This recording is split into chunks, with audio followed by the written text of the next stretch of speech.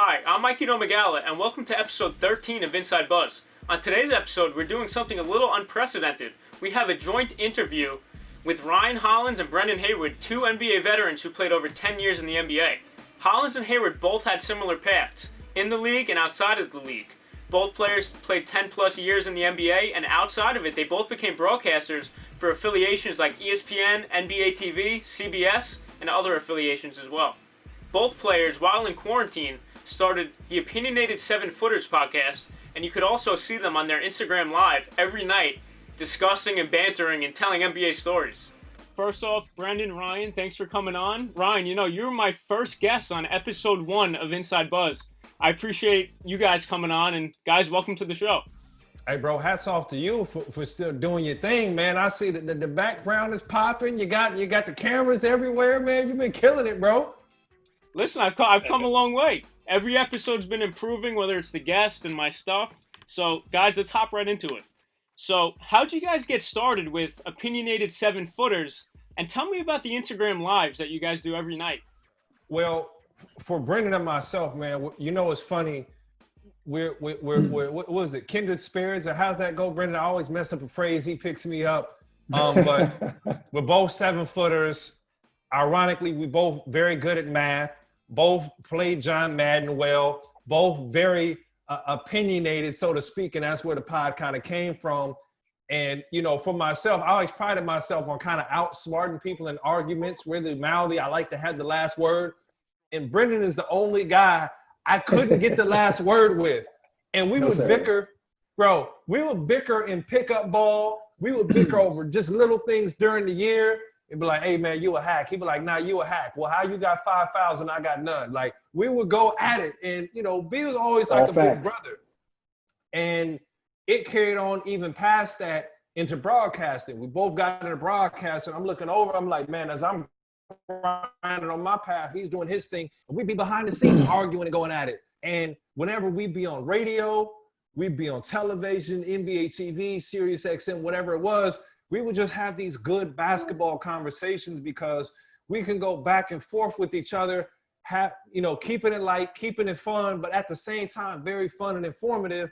And we had everywhere from our own agents to executives to, respected players saying, man, you guys need a podcast. You guys need a podcast. And hats off to B. Wood, man. When the COVID-19 hit, he said, hey, dog, we're going to have this podcast. We're going to do it and we're going to put it together. And it was something we had always been planned and we've been on par with doing, but, push really came to shove and we started the podcast. And also, what it actually started with is we hit an IG Live, and via that IG Live, we went on for like 2 or 3 hours. And I was like, B, I don't know if we can exhaust 2 hours, but if we want to build something, we'll go a hot hour every single day, build a fan base, give people daily content, especially while there wasn't much going on in the world via sports. And guys, who do I hear in the background? Brendan, off camera, you're telling me about your newborn. And Ryan, I just saw your daughter walking around. Who we got back there? Listen, man, we got my right before I was supposed to come on, man, my wife dropped my daughter off, man. So I got my 9-week-old baby. I got a Lonnie Joy Haywood in my arms. So I'm hoping that she's a cutie, man. I'm about to get my shotgun for these boys that are coming soon. But I'm hoping that she continues to act right for the rest of this interview, because my wife didn't give me a pacifier or a bottle or anything. So if she starts cutting up, I don't know if I can stop her. That's Alani Joy Haywood. That's Alani Joy Haywood. How about you, Ryan? Who you got over there? Yeah, Eve Gail Hollins. She feels like she owns me, so she didn't really care what was going on. You see how the door just casually opened up and she just sashayed past the camera. She's very, very aware of what's going on. So guys, we're in a very weird position coming towards the end of quarantine for COVID-19. The NBA is resuming in Disney in late July. What are you guys' thoughts on it? And if you guys were playing, what would be the ultimate decision? I think, man, that situation going on in Orlando is going to be a tough situation. There's going to be a lot of guys that want to play, but then there's going to be some guys that haven't got paid that don't want to play. We just saw Bertans from the Wizards say he's not going. He's a free agent. I saw Tatum and Bam Adebayo talking about maybe some type of insurance. Those guys are up for max extensions. So there's going to be some guys that don't want to play, and then there's going to be guys like LeBron James and and some of these other guys that have their legacy set, but they want to go in there and play and hoop and continue. And at the end of the day, I think it's good for business if the league plays. Just simply because if these guys don't play, first of all, they're going to miss out on $1 billion worth of player salaries. It's going to affect the salary cap for next year. And it also gives the owners a chance to rip up the current CBA and come back with another one. We could be looking at a possible lockout. So a lot of money is involved.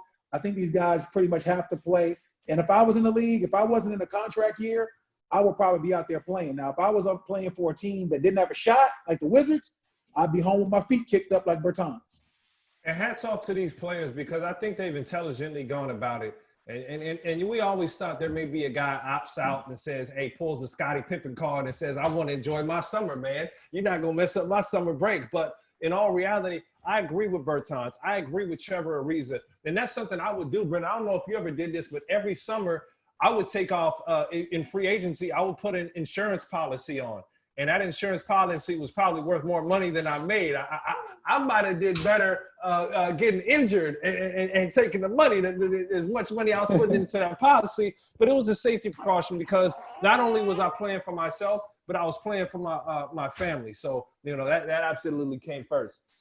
And guys, this NBA Disney experience, if you want to call it, NBA rosters are expanding to 15 to 18 players on the roster, depending on two-way players and players that could be signed. Who are free agents who you would want to see signed to certain teams? Yeah, I think for me, I would like to see Jamal Crawford get signed because his last game, he dropped 51 off the bench. 50 ball. When you drop 51 in your last game, that shouldn't be your last game unless you honestly want to retire. And we had Jamal on the podcast. He's a friend of the podcast. He definitely wants to play some more ball. So I would love to see Jamal get a shot. I think DeMarcus Cousins as well. I think he'd be a good fit for the Wizards.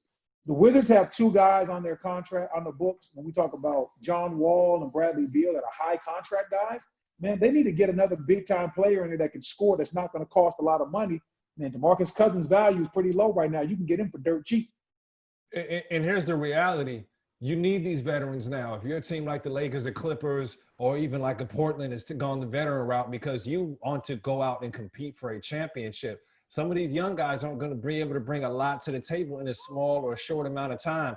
I know who Jamal Crawford is. The same way Portland went out and got Carmelo Anthony, and they've been reaping the rewards all season long. So obviously you like those young legs, but there's not a lot of games left. You know what's on the line. And the one thing about being a veteran in the league is that you know your body. These guys know what to expect. So I would highly expect a lot of these veterans or guys who had more experience to be picked up first in this NBA bubble. See, guys, another thing that ties into that, both of what you're saying, what if a player on one of these rosters gets tested positive with coronavirus? Boom, they're off the roster. So they're going to need a ton of replacement players. And Ryan, I agree with you. Having these veterans on the bench just helps even more. Well, also a veteran ain't going to be trying to sneak out the bubble. Brendan, you and I both know, and you were joking about your 2011 Wizard squad. I'll let you talk about them a little more, but you have certain teammates that even if it makes sense, they're just not going to comply. They're thinking about how to get girls in or how to go out and meet the girls or go party or do something or just to be oppositional, Unfortunately, even when you have $1 million in your hands, you're not going to appreciate it, Bree. But you said that squad would have been doing some wild stuff. I feel it. Hey, listen, there's no way my old school Wizard squad would have been able to go into the bubble. We just had too many rule breakers. Gilbert Arenas and Nick Young would have been having like water balloon fights in the hotels. They'd have been pranking each other, man. Like, I remember, man. They you know how you got the room key to the room, so like somehow they got the room key from like the cleaning lady. You remember old school Mike James? So they got his key, ran in his room while he was sleeping, threw water on him, and ran out the room. Like our team was just so immature that we couldn't have been down there in the COVID-19 bubble because we had way too many rule breakers. And there will be some young guys that will want to have fun that won't be thinking about the right thing. So bringing a veteran is the smart move. And I think that also you need guys that have experience because, if a guy gets COVID-19, Ryan, he's out for 14 days. And that's not the regular out for 14 days. That is 14 days of no physical activity. You're not going to tell me you're going to miss 14 days sitting on your butt and come back and be right back in shape. You have to play your way back into shape. Yeah. So it's gonna be kind of problematic with everything they have going on down there. Yeah, Brandon, I heard that Instagram Live between you two the other night about the Wizards team. I was laughing my butt off, and actually, I was about to ask you that question. So, was Gilbert Arenas the ringleader? Who was the ringleader of all the madness on those Wizards teams? Gilbert Arenas was clearly the ringleader of all the madness, and he got all our young guys to follow him. So, like JaVale, Andre Blatch, Dominique McGuire, all those young guys were always following Gil. He was always doing something silly, whether it was, man, one time he took a dump in Andre Blatch's shoe, but he didn't just put it in his shoe. Hold on, what? Yeah, Gil took a dump in Blatch's shoe. And what he did was he went into the stall, he took Blatch's shoe, and you know how you got like the arch supports and stuff? He took that and lifted it up, and then he put the boo-boo underneath and then put the thing back on top. So like it wasn't like Andre knew right away that he had boo-boo in his shoe. That's his worst stunt. You said the shower was what? That's his worst stunt, bro. That's his worst stunt. This sounds like the worst one. Gilbert, all like one day, like man, like on Blatch's game jersey, he cut the numbers out. But you know how your jersey is, hanging up with your warm up and everything.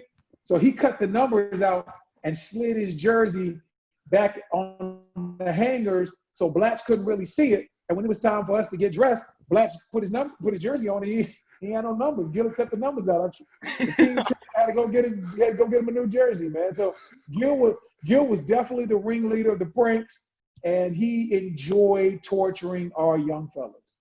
And guys, you know, another player on that Wizards team, and I'm sure you guys both know him personally, Nick Young. I'm in contact with him right now to actually get him on my show. P. Listen, fellas, you got to put in a good word for me. I need Swaggy P on this show because I'm trying to break some news of where he wants to play. So following that, where do you guys think he should sign? Swaggy P needs to play anywhere where they need instant offense off the bench. That's what Nick does. Like Nick's not gonna be the guy that helps you as far as team rotations defensively. That's never been his strong suit. But he has always had an uncanny ability to score the ball. So if you're a team and you're like, listen, I need a guy that I can throw in the middle of the third quarter that ain't played all half and can get me 10 to 15 points, that's Nick Young. He's instant bucket. So any team that needs instant offense in a pinch, they need to sign Nick Young. Think about New Orleans. That's a team that could maybe use some shooting around Zion. Think about Philadelphia could use another playmaker. I know how things went in LA, but honestly, they could get into a run. If LeBron's not going and you need a spark off the bench, I can see the Lakers. They rely on their defense a lot, but offensively, I can see them being in a series and just really not being able to score points, especially with a second unit intact. So I think the Lakers could really be in play there. But, you know, those teams, like you said, Brendan, I agree, that are struggling to score points because, listen, Nick Young can score that thing in his eyes closed. And last year, he won a Drew League championship, so we know he could fill it up. Here you go talking about the Drew League like it's an actual NBA sanctioned summer league. It is sanctioned. LeBron played and KD. There's a He ton won of Drew NBA League. guys. Hey, we won a Drew League championship. Sign him to attend that. That's the only championship I won in my career. I took third in the state in triple jump, if that counts. But I came in first, man. And Brendan, Mr. Champion. Oh, he's got the championship belt on him. What? He's the real champ, Ryan. I didn't even know I had this laying around. My bad, right? I didn't even see you. How about the ring, B.A.? Man, the ring's in my trophy case downstairs. It's in a pawn shop somewhere. Nah. I've done well for myself. I haven't had to do that yet. I haven't had to pull the Randy Brown. You know, so I haven't had to do that. Oh gosh.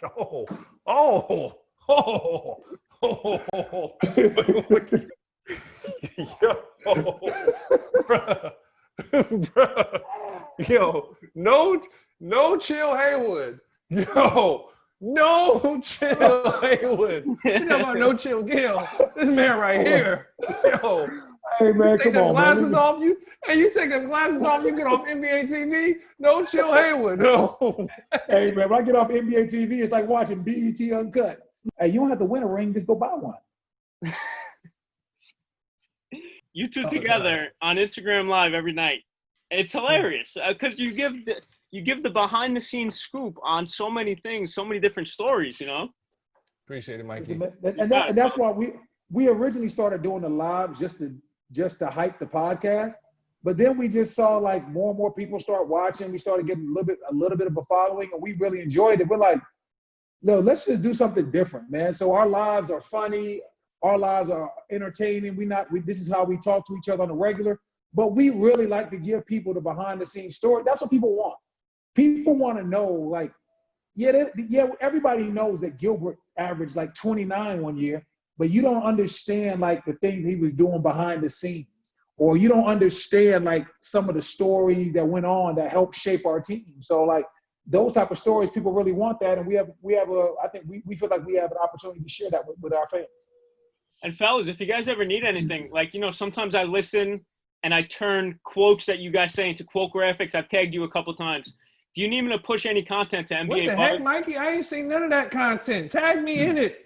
I have no problem. We need all that love. Mikey, what the heck? I ain't seen none of it. We need the love, baby. We need the love. I'll show it to you after.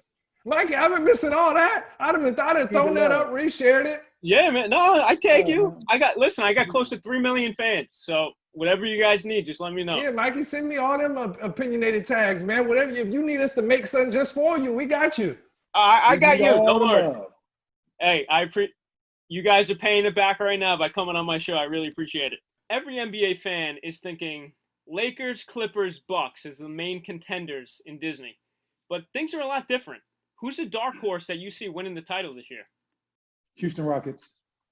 For me, it's easy. Like, I don't think that Houston is better than any of those teams. But if you're telling me take those 3 teams off the board, the Houston Rockets, they have 2 MVP caliber players. They have a very unique style that I think will take some getting used to. And not only that, we're used to seeing James Harden kind of fade in the playoffs. James Harden has lost like 20 pounds. He's in the best shape of his life. I've never seen James Harden James Harden hasn't been this slim since OKC. So James Harden is in shape. I think when you look at the way Russ started playing down the stretch, James being in the best shape, when you got 2 guys that have MVP trophies at their house, they can definitely win a playoff series or 2. So if I had to pick a dark horse for me, it would be the Houston Rockets. Toronto Raptors. Ooh. This could be a very ugly championship where guys don't have legs, and all these 3-point shooting teams can't shoot threes. Not to mention, Brendan, you brought this out quite well on NBA TV. They had a strategy in which they doubled big to big, and they shut down Giannis. Giannis couldn't do anything. So Coach Bud is going to have to be real creative and move Giannis in some different situations, get him slashing in from off the basketball. But if you think you're just going to drop it in a post and he's going to work on Toronto, that might not work. And then you get to the championships, somebody gets COVID, somebody gets injured. You hope that really doesn't happen. But the reality is that could be a team because defensively, they may be the most sound in the NBA. Hey, come on, man. Lightning can't strike twice. Listen, if Toronto made it back to the championship and the other team's best players got COVID or got sick again, that would be the most unfair thing ever. Absolutely. That would be. That's a good point. Yeah, it would be Toronto twice. It'd be back-to-back champs. Because everybody knows Toronto won the championship, but if KD was healthy, that was going to be a gentleman's sweep. And then on top of that, Klay Thompson tears his AC. Klay Thompson missed 1 full game and he didn't finish another 2. Man. So, man, it was a crazy series. That's a good point. They be talking about 3-peat after that, but like, yo, chill out, Canadians. Chill out, Canada. And Brendan, you spoke about the Houston Rockets. I read a report the other day that they want to cut down on James Harden's isolation plays. What's wrong with Houston, and why can't they get over the hump when the playoffs come around? I think with Houston, man, they have a systematic problem. Their problem is their system. Their problem is what wins for them in the regular season isn't the formula for winning in the postseason. So James Harden doing a bunch of one-on-one dribbling at the top of the key, shooting those tough shots, that doesn't win in the playoffs. The teams that win the playoffs normally move the ball. The guys get it in creative areas. They use their best players all over the court. Like, you're not going to just use like guys like LeBron and Kawhi from 3. They're going to shoot the 3. They're going to shoot the mid-range. They're going to post up. They're going to get to the free throw line. James can do all that, but in that system, they got him taking 100 dribbles at the top of the key and then taking a step back.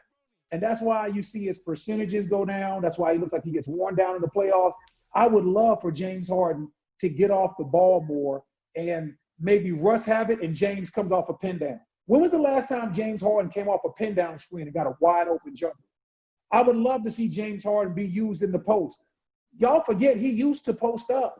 So I would love to see James Harden used all over the court, and I think that would help their team. Well, here's the truth. The reason that James Harden keeps putting up those crazy shots, he's a counter puncher. What do I mean by that? If you send him to his right hand, he goes right. If you send him to the left, he goes left. If you force him into the step back, he takes the step back. But the problem is when you get to the playoffs, teams are equipped to live and die with you taking one shot. So if you're going to beat me, you got to beat me shooting a million step back threes or going to the hole and finishing with your right hand. So James Harden is going to make the play of whatever the defense gives him. I bring that up because when I played for Doc Rivers, we always want to dictate pace offensively, not just defensively. So offensively, we will find creative ways to get into our offense, to get Ray Allen running off screens. If a guy if they top block Ray Allen, we had the play already set up to counter him to run off the other side to where you couldn't stop Ray from getting the ball. If two guys jumped out, worked on slips and pass around the horn to get guys open shots. So if you're in Houston, Mike D'Antoni has to have counters to where you don't see James Harden forced into playing one-on-one, because when James Harden sees a matchup he likes, what's he do? He goes to destroy it. But now, as you brought up, Brendan, he ends up playing one-on-one the entire series, though. So they've got to find a way to manufacture offense, not one-on-one, not individual performances, but offense. And you know, B, you played deep into the playoffs. The one thing a team is going to do, they're going to take away something that you really want. And there's not a lot of fast break buckets. You have to be able to execute in the half court.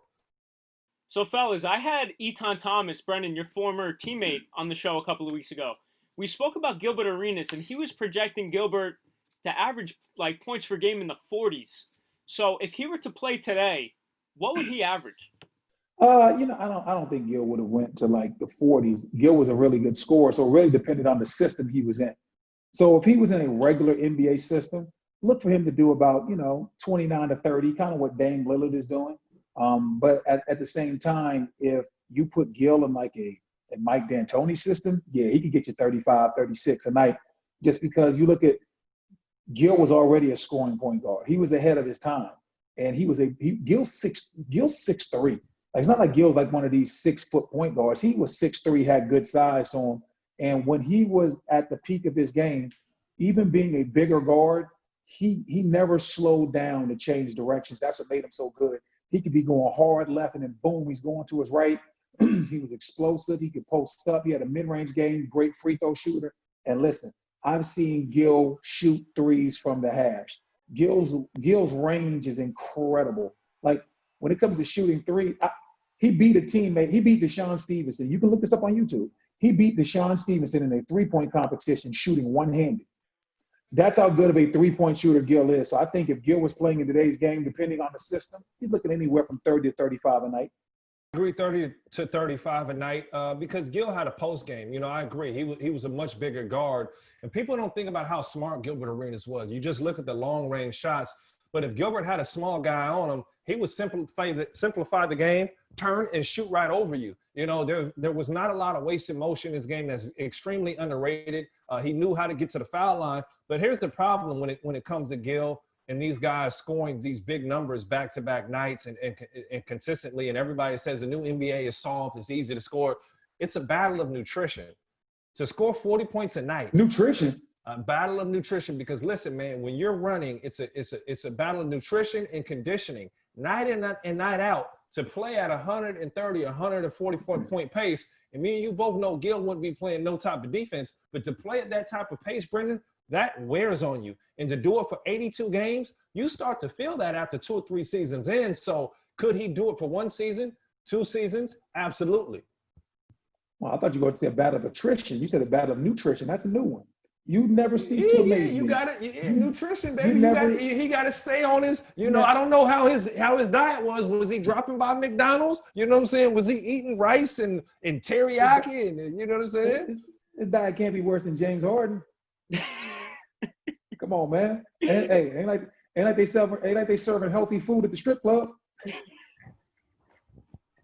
Wow. He's really on one tonight, isn't he, Ryan? Wow. Wow. Wow. Yo, there's no chill in this man. There's no chill in this man. Oh my goodness. It ain't like you're at the strip club, everybody else getting wings, and you're like, yeah, man, let me get. We used to get on Melvin Eli. You remember Big Let Mel? me get that salad. We be like, Mel, how do you go to Uptown Cabaret in the afternoon and go eat? He was like, I love it. I don't care. You don't change nothing to me.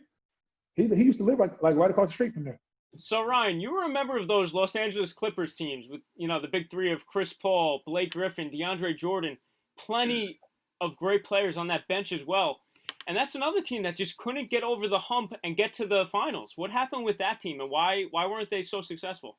Man, here's the reality when it comes to the way the NBA's played. However we want to, shape this thing out. And Gil has a good point because he always believes that there's no pure point guards that win championships. It's scoring guards.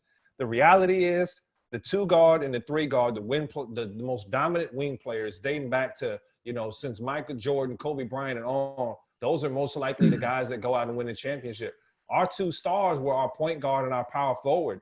And the power forward we started to see, it was pretty much a dead position. So you had the Miami Heat with Wade and Bosh, and then you had the Spurs during that era, and they were a complete team. They had just about everything, and the coach included. So, having a point guard and a forward is easy to guard. And then when it got down to playoff times, you have Blake, who hadn't really developed his three-point shot all the way, playing alongside DeAndre Jordan, and teams would just sit in the paint. They wouldn't guard DeAndre, so they would zone up on Blake. So things became really, really hard for us. And, like I brought out earlier, you can't just run in the playoffs. You can't face a fast break. And we were Lob City. That was one of the things that we did extremely well. But you're starting to see teams trend more towards the big scoring guard, the Kawhi Leonard, the Paul George, the LeBron James, Kevin Durant. You need those guys to go out and win you champions. And if you have a point guard, I actually do agree with Gil to this. And don't tell him I said this. Don't play this for him. But yeah, you do need a Steph Curry or a Westbrook. You need those guys that can fill it up at the point guard position. There's no just natural point guards playing anymore. And Brendan, in Washington, you were teammates with Michael Jordan. I had Eduardo Nahara on last episode. Yeah, baby, Eddie. And he was telling me how MJ used to challenge all the players as the team owner. And he would kick Steven Jackson's butt, Gerald Wallace's butt.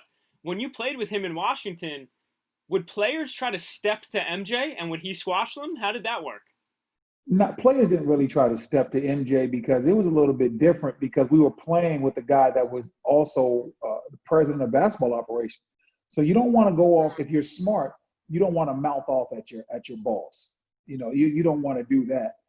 So most guys kept it PG with MJ. We did have Byron Russell on the team, and he would consistently try and challenge MJ in practice, but it was MJ was just so much better than him, man. It got to the point where it was embarrassing because he would talk to MJ, and then MJ would just turn it up, and he'd be on one, and he would just be cooking them. I remember in one practice, he told, after hitting the game-winning shot on Byron Russell, he said, "Man, stop trying to guard me, man. You're known as the human highlight reel, not because you have any highlights of your own, but because you're in all of mine." I'm just like, oh, that's just so hurtful because he's hit so many game winners on Byron Russell. So to say that, it was just like, boy, please shut your mouth.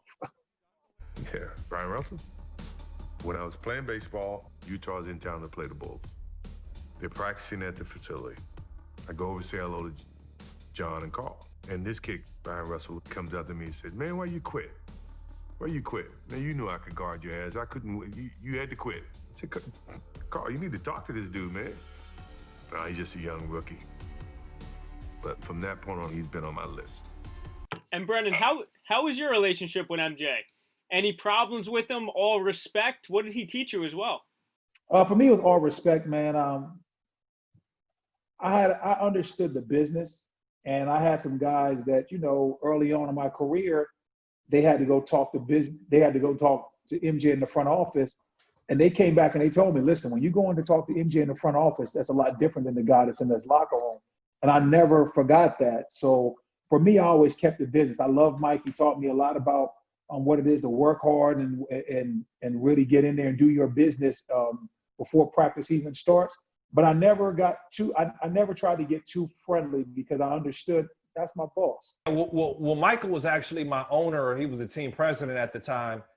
And I'll say the time he called me in the office, for one, I was shocked to get called into the office. I didn't know what was going on. First thing he says is he's not cutting me, and I didn't even know that guys went to the office to get cut. I didn't even know my contract situation like that. I just thought I was playing basketball. That's the only thing that mattered in the universe at the time. But I'll say what blew me away was Michael's humility. And not just that, how intelligent Michael is. He truly, truly knows the game of basketball. He's a student of the game.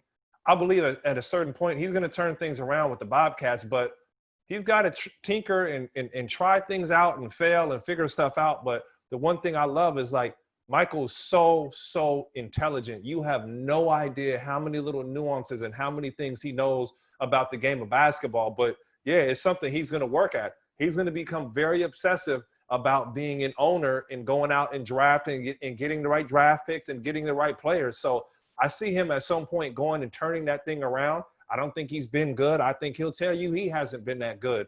But as obsessive and intelligent as Michael is, it wouldn't surprise me if he turns the Bobcats into world champs one day. First of all, you said it wouldn't surprise you if he turned the Bobcats in the world champions. Excuse me. You want to reclip that? Now, well, that's my mindset. You want to reclip that? Winning a championship in 2011, Brendan, with the Dallas Mavericks. You play with so many legends like Dirk, Jason Kidd, Jason Terry. Talk about that grind in that postseason. You guys had to go through Brandon Roy in Portland, Kobe in the Lakers, and then you met Russell Westbrook, KD, and Harden. And then you met LeBron James, Chris Bosh, Dwayne Wade, and the Miami Heat in the finals. Talk to me about that whole season. Man, our team was just unbelievable as far as chemistry goes and as far as just wanting to be great. Everybody wanted to really sacrifice and buy in. Like, one thing about that team, this is how mentally into it guys were. We played in Orlando, and Deshaun Stevenson lives in Orlando. So everybody went to his house and was hanging out. He had food and drinks for everybody. And he had his tattoo artist there. And I believe we could win a championship too. But I don't think I believe as much as Jason Terry. Jason Terry says, "Yo, B. Wood, I'm about to get the championship tattoo." I was like permanently? He's like, "Yeah." He said he gets the championship tattooed on his bicep at that moment. He said, "Man, we win the championship this year. I'm all in." I'm like, "Yeah, I believe you, but I don't believe as much as you. So I'm just gonna go ahead and slide out the back door where y'all get these tattoos." But yeah, like, he got a championship tattoo on his bicep, and that just showed the mentality. Jason Terry was all the way in it. So was most of the guys on the team, and we really believed. And if you look at that championship run in the playoffs was defined by two games. The Oklahoma City game, where we're up 2-1, and there's 5 minutes to play, we're down, I want to say 15 points, and we come back. And then the Miami Heat series, where there's 6 minutes to play, we're down 16 points, and we come back in game 2. Those two moments really shaped the championship series, and it showed who we were. It showed our resiliency. And to this day, maybe I'm being biased, but I don't think there's been a team that's had a better run than the Dallas Mavericks did that year. Like, when you look at who we beat, especially when we look at Dirk Nowitzki, because he was balling, people forget he was 32. At 32 years old, Dirk beat Kobe and Powell. Then after beating Kobe and Powell, he beats Russ, Durant, and Harden. And then after beating those young gunners, then he beats LeBron, Wade, and Bosh. All those teams had multiple megastars, and it was Dirk. You know, we had guys that had been all-stars, but nobody was an all-star with them at that time. Shawn Marion wasn't an all-star at that time. Jason Kidd wasn't an all-star at that time. So that run, I don't know if there's a team that can say they beat a list of Hall of Famers like we did that season. And fellas, I'm a young journalist here in New York. You know, I love what I do with NBA Buzz and social media. Seems like you guys love what you do as well. So can you talk to me about the transition from being an NBA veteran in the league for so long to becoming a broadcaster and doing podcasts and all that stuff? It takes a lot of work, I will say. And, my hat's off to everybody, on the production side, because what's really nice is, when we go to Sirius XM or NBA TV or ESPN, you have your little 5 or 10 or hit or 2-hour show or hour show, and we go ahead and get out of there. But the people actually producing it, putting the content together, bringing stuff together, like we see a whole different element of that work. And then obviously having to take the meetings behind the scenes. But, I'm going to speak for myself. I'm sure Brendan agrees. But now you understand, the real rewards, because when you put something together, you built a brand, you've grown the brand, and then you sell it or you have an opportunity to make some money or some marketing from it, that's a beautiful thing. And that's really when we're talking about ownership versus just being talent, or being on the show versus owning the show. So I think it's really cool to build. And I was telling Brendan this today, man, we're very spoiled in this short amount of time to have the support that we've had. Obviously there's a lot to come, but a lot of this is coming fast. And, you have guys who have been in the podcast game or streaming or TV for a very, very long time. So I think it's really cool to come together, and I can't be more appreciative of the support. Yeah, man. I mean, getting into the broadcasting business has been a blessing because I think both of us, we do it for the love. It's not about the money. It's about these games that I'm talking about. When I'm on NBA TV, I was gonna watch those games regardless. Now I just get paid to talk about it. And so it's one of those things that I love to be me, and that's sometimes a little bit entertaining, sometimes funny, but at the same time, I love to break down the game, and I get a chance to do that, whether it's on the lives with Ryan, whether it's on our podcast, or whether it's doing something with NBA TV or CBS, or when I work the NCAA tournament. It's not, like I said, I think that regardless of the money, this is something that we would be doing anyway. Matter of fact, like my first, I want to say was my second year out, me and Danny Granger, we both worked for CBS. And so, man, like, it was a Saturday, and we, NBA players, we're used to working 3-4 hour blocks. And man, when you work at CBS on a Saturday, you work from noon till midnight. I just leaned over to Danny. I said, man, you ever think you'd be working a 12-hour day for $2,500? And he just busted out laughing, because when you're an NBA player, man, you get, like, that's not even the first quarter. You're so used to a different level of money and a different level of working. Like, yo, I work 3-4 hours and I'm getting this amount of money. This is what my check looks like. So it's a little bit different, but I wouldn't change it, because we were laughing like, we're not doing this for the money, man. We're doing this for the love and the experience. And Ryan, Stephen A. Smith on ESPN. I've seen you on ESPN countless mornings, wake up, watch you on TV. Now I got you on my show. Talk to me about Stephen A. Smith, your relationship, and heated arguments that you have. What happens after the scenes when you guys have heated arguments? What's intriguing, I say, with Stephen A., he's very quiet and soft-spoken. He's not a guy, I think everybody assumes he'd pop into the room and start, going off on one of his rants. He's real reserved, very, very quiet, very, very to himself, So, he moves in a different type of light. And you got to understand with Stephen A., hats off to him, man. He's probably the hardest working man in the business, but he's had to grind for everything that he has. So he's an intriguing guy. He's a tough cookie. He's a tough cookie to crack. But he's a very intriguing guy, and there's things going on behind the scenes with him, man. When you get to that level, how would I put it? When you think of a Kobe and a Michael, one thing we learned from The Last Dance, like when Michael Jordan went home, he didn't stop being Michael Jordan during that span. Like, he was obsessive about it. Stephen A. the same way. He's still on his phone looking at everything that everybody's saying. He's on the phone making calls, trying to get an inside scoop. So the business really never stops for a guy like that. Hey, man, Stephen A. Smith is always going to be my guy. Stephen A. Smith kept me from making probably one of the worst decisions of my life, because it was when I played in DC and we were in Miami, and it was me and Stephen A. Smith, and we were on a double date, because my living girlfriend at the time, had a very nice friend, and her and Stephen A., they all went out to eat. And listen, my girl kind of got mad. We kind of got into it at dinner. And so it was, we're in Prime 112. I'm like, man, come on, baby, you got to keep it down. You're embarrassing us. And at the end of the night, we go get the car, and Stephen A. Smith just looks at me, and he was like, when you get married, those type of situations are going to become worse and more frequent. And he left it at that. And I started thinking to myself, you know what? He's right. She's out of here. And go. I promise you, when I see him, I always tell him to this day, that's the best advice you ever gave me, because I had to think about the situation. I was like, do I want to live my life like this? And he was like, listen, man, hey, you got to make a decision. Is that how you want your life to be? And you know what? I made some decisions, and I ended up breaking up with her. And years later, I met my wife, and we got married, and we couldn't be happier. So Stephen A. Smith, I love you, brother. You saved my life. You saved me. And guys, what's next for the Opinionated 7-Footers podcast? And where can we find it on social media? Man, you could check us out, obviously, between Brennan's page and myself. We also created the 7-Footers Opinionated Instagram page, where we're going to be doing a lot more activity and stuff. And, you know, ultimately, I believe our lives are going to be coming from there. But even with the bigger picture, with the much bigger picture, Opinionated 7-Footers podcast on IG, that could easily be picked up as a TV show, a segment. You know, I think once people are going to really start to see the chemistry between Brendan and I, you know, the sky's the limit for that. And obviously even too with the podcast. But I like the one cool thing about the podcast, Mike, and you see this with what you're doing.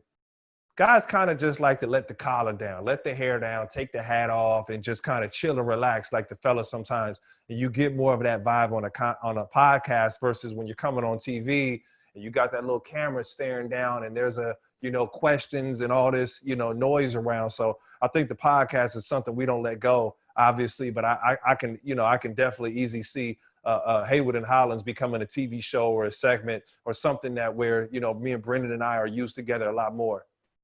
Yeah, man, we're just both very passionate about media and sports in general. So whether we're talking about Haywood and Hollins becoming a show or the Opinionated 7-Footers podcast becoming a top-tier podcast, we're just going to ride the wave, see where it goes. And listen, man, we're going to have fun doing it. Whatever happens, happens. We're doing this for the love, honestly. It's not about the money. We're doing this for the love. We're doing this for the love. Shoot, we go over the time sometimes and me and Brendan be like, all right, yeah, we got to go. But it's very easy. We supposed to cut right at 5 and we just start rolling, Yeah. And Brendan's a little long-winded sometimes, so you know how that is, dog. I can be. I was the only child, man. I had to play by myself. So now sometimes when I get the microphone, I don't play well with others. And pay attention whenever there's an argument, it burns him to get the last word. So if I say the last word and I try to move the topic, he's like, we're not moving the topic. And if I do it, he'll move the topic and refer back to his last point. This man he gonna get his last word. Hey, God's not done working with me yet. Okay, I'm trying to become a better human being every day. So, guys, to end the night, give me your MVP of the season and who's gonna win the championship in Disney. Oh, we both gonna have the same answer. I already know what he's gonna say, and that's gonna be exactly what I'm gonna say. Well, I don't know if you change. Well, I would say, listen, I'm gonna give a reason. Giannis, I'm gonna tell you why LeBron's not the MVP. LeBron's not the MVP because he hasn't been consistent all season long. He lost the first 2 matches against Kawhi Leonard, and where Kawhi dominated, and in the second game, LeBron couldn't close the game out, and they had a lead.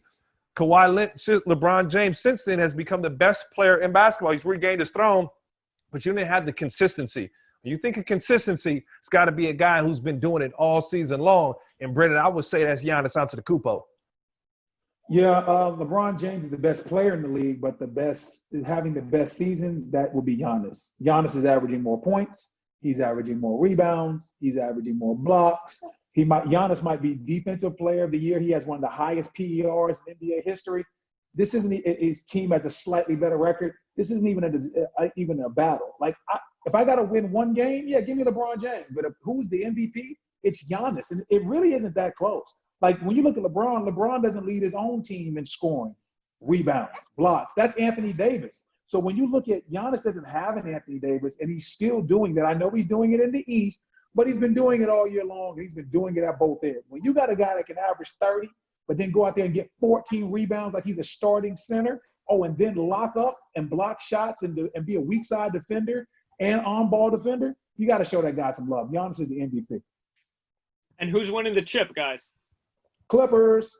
Clip show. No, I actually, we don't agree on this one. Oh, you turncoat. Yeah, no, I did. Listen, I thought going in, this was the Clippers to lose.